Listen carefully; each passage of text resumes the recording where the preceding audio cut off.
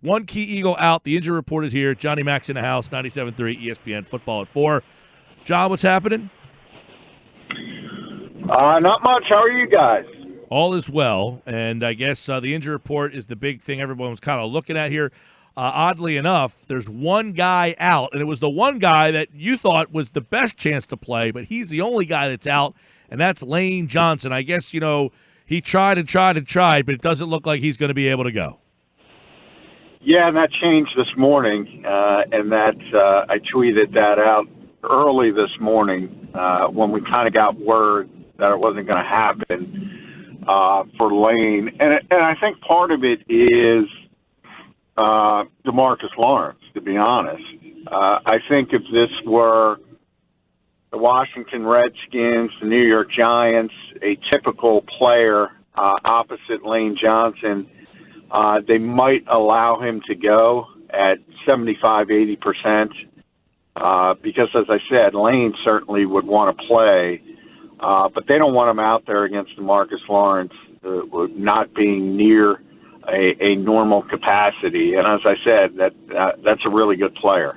So they've decided Big V, who's played well, by the way. I think people should understand that at 100% is a better option, and they'll help him out. There'll be more chipping from running backs and tight ends.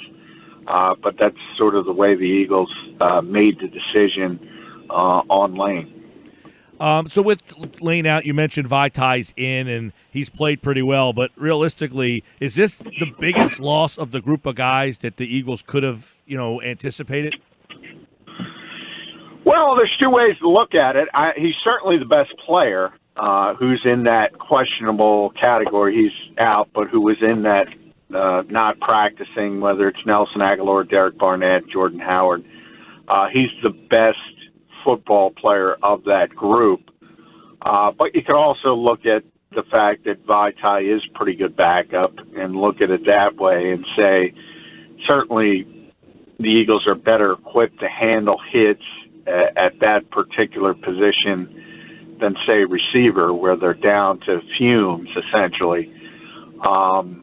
So it kind of depends how you look at it. But anytime you lose good players, and Lane is one of the Eagles' best players, and we've talked about how much success they have when he's on the field versus when he isn't. So I think that kind of tells you all you need to know about. You'd rather have him on the field, certainly. No doubt. And then the rest of the guys all listed as questionable. But, is there any expectation that Nelson Aguilar, Jordan Howard, that group of guys get out there? No, I wouldn't expect it, certainly. Nelson was in the locker room yesterday, and there was some pretty significant swelling in his knee to the point it was pretty noticeable. So I don't think he's going to play. Jordan Howard status quo, so he's not cleared for contact. He's not going to play. The one guy is Derek Barnett. Derek got out there, did a little bit today, so he might have a chance to play, and you would think he would try to play. So it turns out that, it's kind of interesting because the Cowboys didn't put Dak Prescott on their injury report, even though he didn't practice all week. Didn't throw till today, was limited all week, and they didn't even put him on the practice report. And they've been above board about it and said he's going to play, he is going to play, he is going to start. The Eagles have been doing this nonsense with Jordan Howard for 6 weeks now, and questionable. I said it with Jeff the other day. I think the NFL should take a look at what the Eagles are doing with the injury report. I really do. Right, because Barnett, again, is listed as questionable, and you wrote today that he's the one guy that might be able to play this week. So, I don't know. Put it this way, I don't know that Barnett has gotten himself to a level that where the fans, and that doesn't mean anything, are like, wow, we're going to get Barnett back. That's going to change a lot. No, I agree with that. And I don't think it does change that much, other than it gives you a competent player, so you have an extra. He missed 2 games. Vinnie Curry performed at a similar level. Josh Sweat in the rotation at a similar level. So I think all of those guys are kind of right there. And maybe that's a little disappointing because there was hope that Derek Barnett could take that big leap this year. It hasn't happened. But he is a good player, and it gives you more depth, and it gives you more options, and the ability to rotate more and keep guys fresh. And so maybe if it is a close game late, you have a fresh set of legs, whereas if you don't have them, that's more reps for Vinny. He's not used to it. More reps for Josh. He's not used to playing as much. So it helps from that standpoint. John, what's the biggest matchup that you're looking at outside of Zeke against the Eagles defense that could be a difference maker? Well, it kind of all depends on Dak and how much he can throw the football and how well he can throw the football. I think if he can, then you have to look at Amari Cooper, and he's killed the Eagles in the past, and he's a real legitimate number one receiver in this league. Does have some issues with drops occasionally, loses focus, but when he's on his game, he's tough to deal with. And the Eagles obviously don't have the corners to deal with receivers like that. They just don't. And we've seen it time and time again this year. So I think the hope is, at least from the Eagles standpoint, that Dak is not functioning at close to 100%. You know he's not going to be 100%, but how much less is he? Is he really limited? Because he was really limited in the Rams game. And that's why people looked at the Cowboys and how they ran it and how they ran it successfully. They had to run it. So, I mean, you give them a ton of credit for the success they had, but there was no other option because Dak couldn't throw the football effectively. So I think you have to see who shows up on Sunday. And if Dak is healthy enough to throw it near his usual capacity, I don't like the Eagles' matchups against, really, Amari Cooper, Michael Gallup, and Randall Cobb. I mean, those are three good receivers. Yeah, what's the Eagles' plan for Amari Cooper and Michael Gallup? Who do you expect that they want to line up against them? I know it's probably going to be a committee effort, but who's the ideal matchups there individually? Well, they're not gonna travel corners, so they don't have. And I know people are going to say Jim should do this and Jim should do that because they always do. But corners that travel in this league are top tier corners, and they don't have that. So it's not like you can say Jalen Mills go follow Amari Cooper. So. You know, Ronald will be on the right side. Jalen will be on the left side. Avonte Maddox is on their injury report, and he's questionable. So if he's any issue there, obviously Cre'Von LeBlanc would step in the slot. And then you have the mixing in of Rasul Douglas potentially if Ronald Darby falters. It's a little bit of a rotation. Ronald's dealing with a hip flexor as well.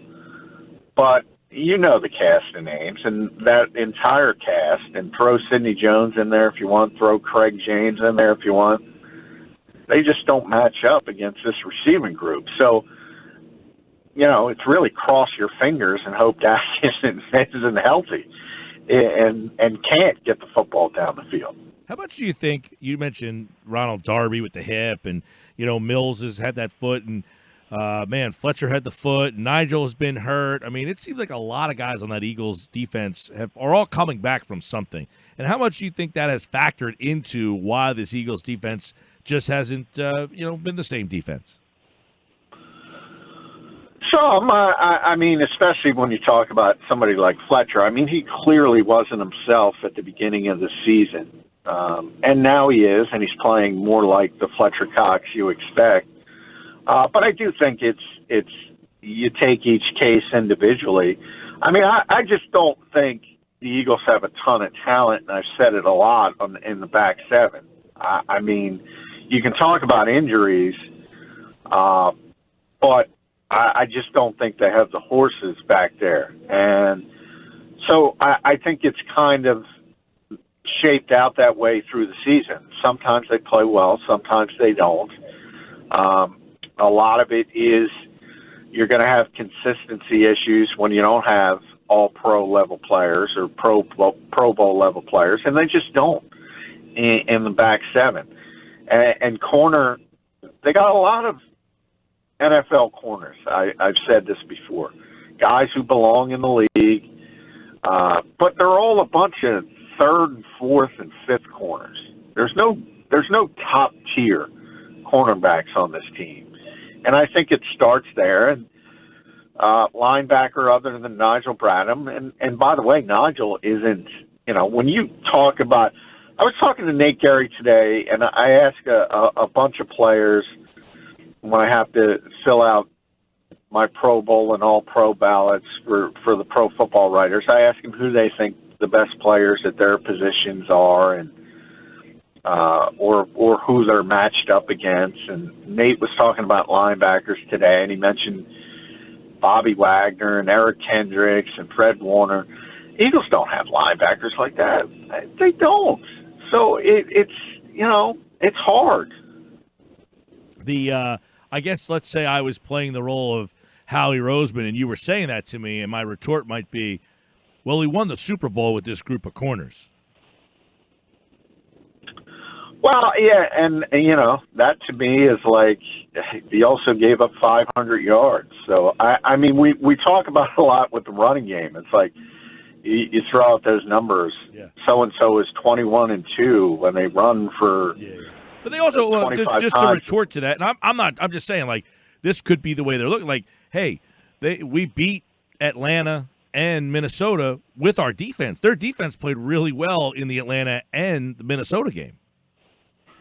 Well, you and I have talked about this a lot. This defense has been great at Lincoln Financial Field. Through the Jim Schwartz era, it's number one in the NFL at allowing points coming into the season. This year, they're a little bit up. They average less than 16 points per game at giving up at Lincoln Financial Field. This year, it's a little less than 18, but that's still really good. And they tend to get gashed and gashed pretty good at times on the road.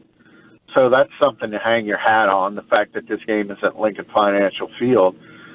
It's a difficult place to play, and they're a lot better defensively at home than they are on the road, even though certain people don't agree with that.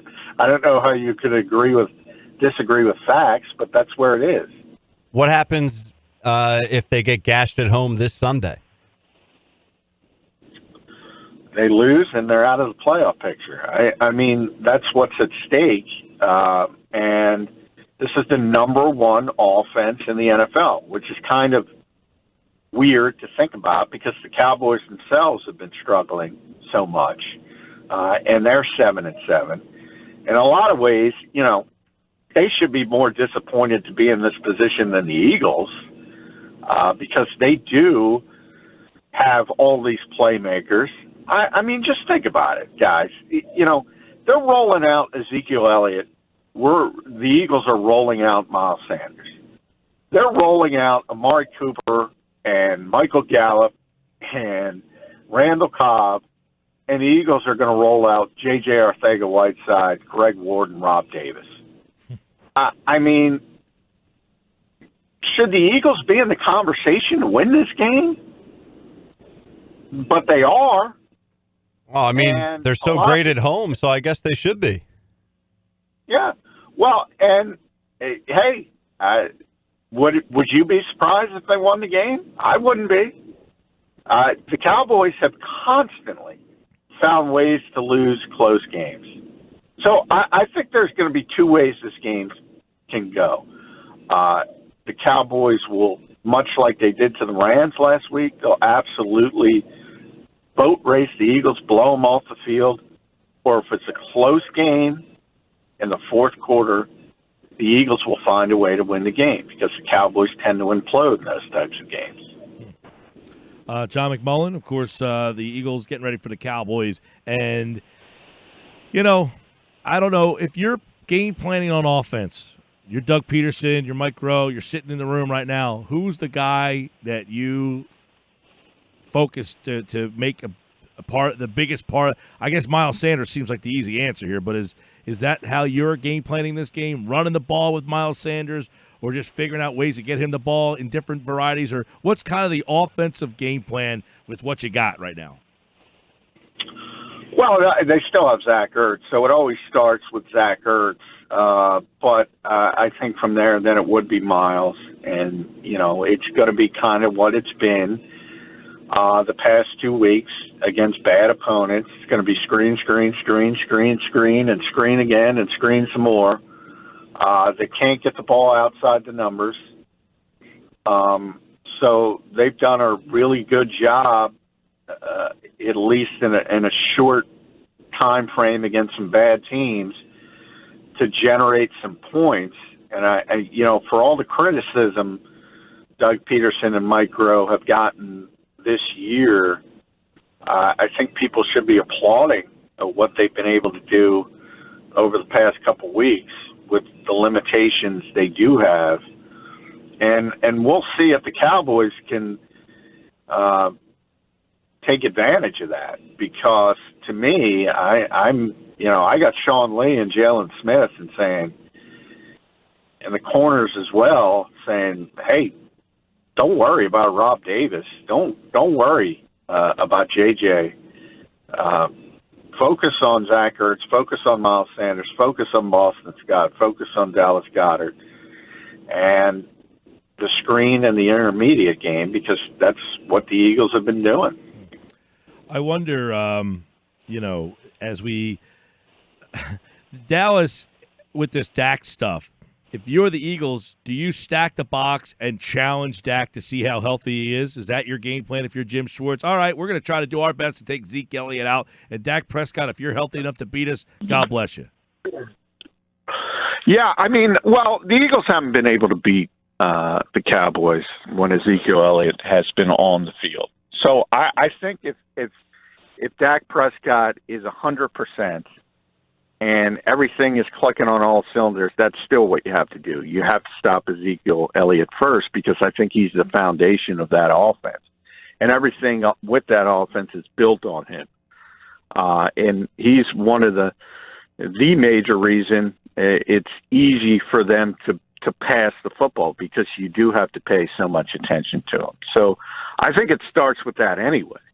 But, yeah, now you add into it that Dak Prescott is not 100%, and perhaps he can't get the football outside or down the field like he typically could. You're not going to know that until the game begins, and you sort of just double down on your original plan. Your original plan has to be to stop Ezekiel Elliott, because you haven't been able to do it. So they're not just going to say, oh, forget about Zeke. That had to be their plan to begin with. Right. All right, we got Eagles-Cowboys Sunday, 4:25, all the marbles, at least. I mean, the Eagles win. It doesn't even guarantee them anything. They still got to win another game after this, in which, we'll see who makes it through healthy, what happens there. But Sunday, 4:25 in Philly, how's it go down? Well, two ways, and the Cowboys are going to blow the Eagles out, or the Eagles are going to win a close game in the fourth quarter, and it's going to be the latter, because Dak Prescott is not healthy. He's not 100%. He's not going to be able to throw the football like he wants to, and the Eagles will be alive for Week 17. They're going to win the game 24-20. Sal Powell, 23-20, Philadelphia. Johnny Mack, 24-20, Philadelphia. He appeared via the Boardwalk Honda hotline, and check in Sunday during the countdown to kickoff if he changes his mind. Never change my mind. Unless Dak shows up and tells me he's 100%, then I'm going to change my mind. All right, pal. We'll talk to you. Merry Christmas. Happy New Year.